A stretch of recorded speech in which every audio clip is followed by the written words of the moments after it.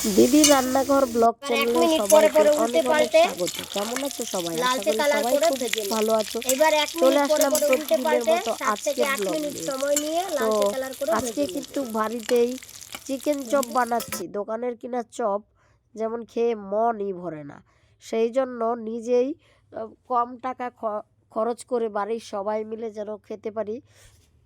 আর সে যাই হোক, নিজের হাতে তৈরি করা খাবারের আনন্দই আলাদা।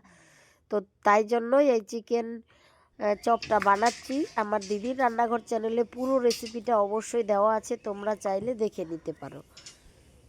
তোমাদের আশীর্বাদে আমাদের যে স্বপ্নের বাড়ি হতে চলছে বহু কষ্টের পরে, সেই বাড়ির তে 10 চলছে। আর 2 দিন রড বেন্ডিং হলেই শেষ হয়ে যাবে। তো দেখতেই পাচ্ছ, এই যে এটা হচ্ছে মিস্ত্রি দাদা, মেন মিস্ত্রি দাদা। এই দাদা কিন্তু দারুণ ভালো কাজ করে আর বাজেটটাও একদম ঠিকঠাক নেয়।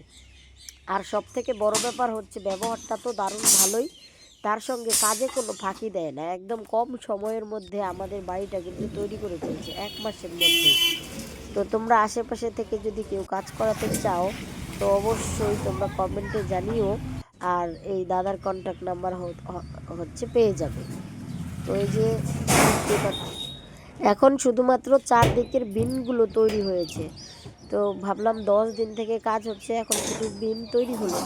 পরে বলল কি দাদাটা যে না, মিস্ত্রি দাদা বলল বিনগুলো তৈরি করতে দেরি হয়, রবিবার দিন রড আমাদের পাততে ছাদ ঢালাই একদম হবে। দেরি হয় না। ঠিক তাই, এখন সব রড বিন বেন্ডিং পাতা হয়ে হচ্ছে। গেছে এই আর যে 2 দিনের প্রথমে মধ্যেই কিন্তু বলে বিনগুলো সব লাগানো রড হলো। পাতা আজকে হয়ে বেশি রড মিস্ত্রি বেন্ডিংও আসেনি, হয়ে যাবে। 2 দিন পরেই আমাদের আজকে ছাদ মাত্র ঢালাই। 2 জন আসছে, অন্যদিন আমার 5-6 দেখা জন এবং করে আমার আসে। জীবনের অভিজ্ঞতায় তো আমি যাই বলছি, হোক, কালকে বেশি সুখ করে দুঃখ আসবে। জিনিসটা এরকম ব্যাপার, পরে সেটা মোট কিন্তু কথা কারোর জন্য রবিবার দিন ছাদ চিরস্থায়ী ঢালাই নয়। একটা হবেই হবে। সময় প্রত্যেকেরই জীবনে নেমে আসে ঘন কালো আঁধার। সেই আঁধারে ভেঙে না গিয়ে শক্ত হয়ে নিজ কর্ম করে যেতে হবে, আর ফল ঠিক একদিন পাওয়াই যাবে। তো ঠিক তেমনই আমাদেরও এই স্বপ্নের বাড়ি বহু কষ্টের ফলেই হচ্ছে। আমি প্রতিদিনের ভিডিওতে তোমাদের বলার চেষ্টা করি যে একটা সময় আমাদের চাটাইয়ের বেড়া ছিল আর সেই ঘরে জলও পড়তো। আর ধৈর্য সহকারে বাবা কিন্তু এতদিন হচ্ছে সংসারটা টিকিয়ে রেখেছে। আর ভাই বড় হয়ে এখন বালি, শিক্ষকতা গিট্টি, করছে। রড আর এগুলো সব আনা বহু হলো। প্রচেষ্টার রবিবারে দ্বারা ছাদ কিন্তু ঢালাই এই আছে, সেই স্বপ্নের জন্য। বাড়ি তৈরি হচ্ছে। তো প্রত্যেকের জীবনেরই একটা সময় ভালো কাটে, একটা সময় দুঃখে কাটে, আর একটা সময় চরম আনন্দে। সেই জন্য আমাদের সব রকম পরিস্থিতিতে মানিয়ে গুছিয়ে নেওয়ার চেষ্টা করতে হবে, এবং ধৈর্যটাই হচ্ছে সবথেকে বড় কথা। ধৈর্য ধরে অপেক্ষা করলে নিশ্চয়ই জীবনে সফলতা পাওয়া যাবে এবং সব রকম কষ্ট কাটিয়ে আবার সুখী আনন্দ কার জীবন ফোন বাজছে? যাপন করা যাবে। এটাই হচ্ছে আমার বাস্তব অভিজ্ঞতা থেকেই আমি খালি খালি একটুখানি কিন্তু রিংগুলা হ্যাঁ 3 রকম আছে।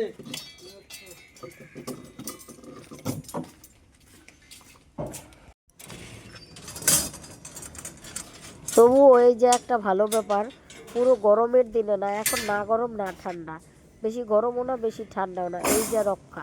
না হলে ছাদের উপরে কাজ করায় মিস্ত্রি দাদাদের পক্ষে খুবই কষ্টকর হয়ে যেত। কারণ সবাই তো মানুষ, কোনো কাজ ছোট না, প্রত্যেকটা কাজের সমান সমান কিন্তু পরিশ্রম হয়। তাই আমি প্রত্যেকটা সময় বলি, কাউকে ছোট করে দেখাটা আমাদের একদম উচিত নয়। প্রত্যেকের কাজকে যথেষ্ট সম্মান দেওয়া উচিত, আর প্রতিটা মানুষকেও তার কাজের জন্য সম্মান দেওয়া উচিত।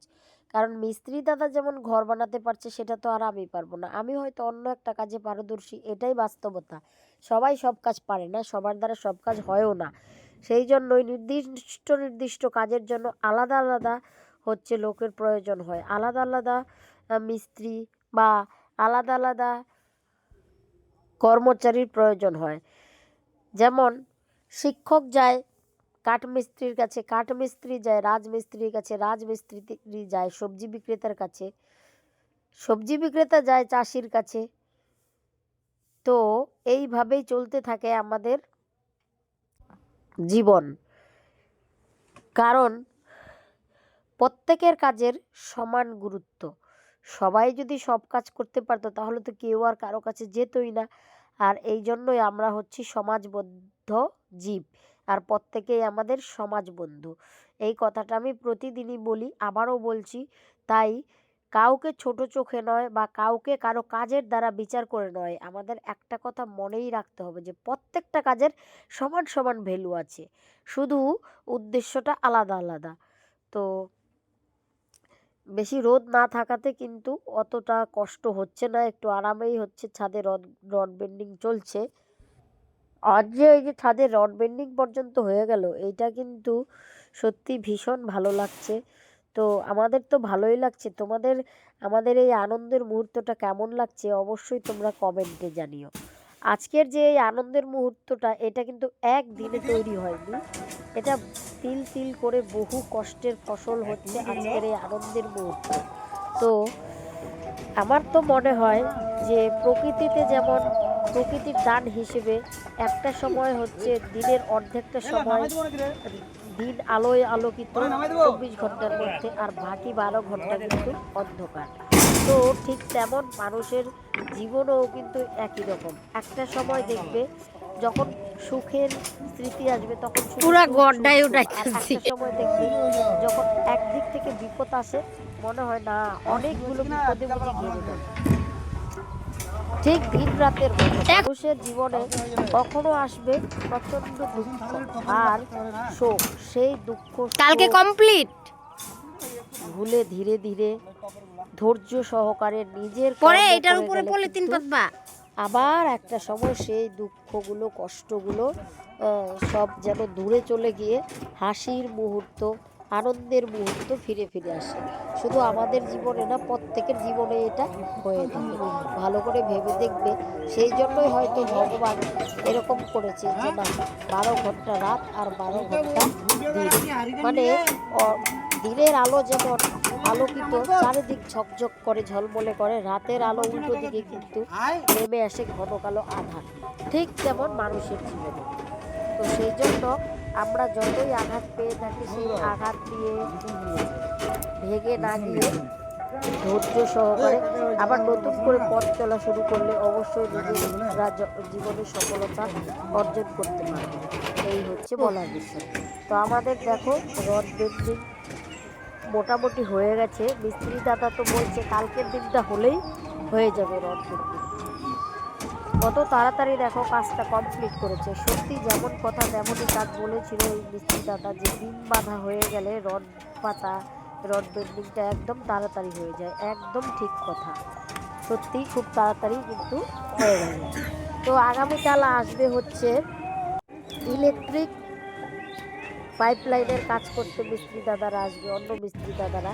সেই সময়টা নাকি যদি ইলেকট্রিক পাইপলাইনের কাজ করে কারেন্টের জন্য ব্যবস্থা করে রাখা হয়, তাহলে কারেন্ট না পয়সা তো লাগে না, খালি জলটা কিনতে হয় এটাই। প্রবলেম হবে না, কোনো রকম সমস্যা হবে না, আর ভালো হবে, দেখতেও ভালো হবে।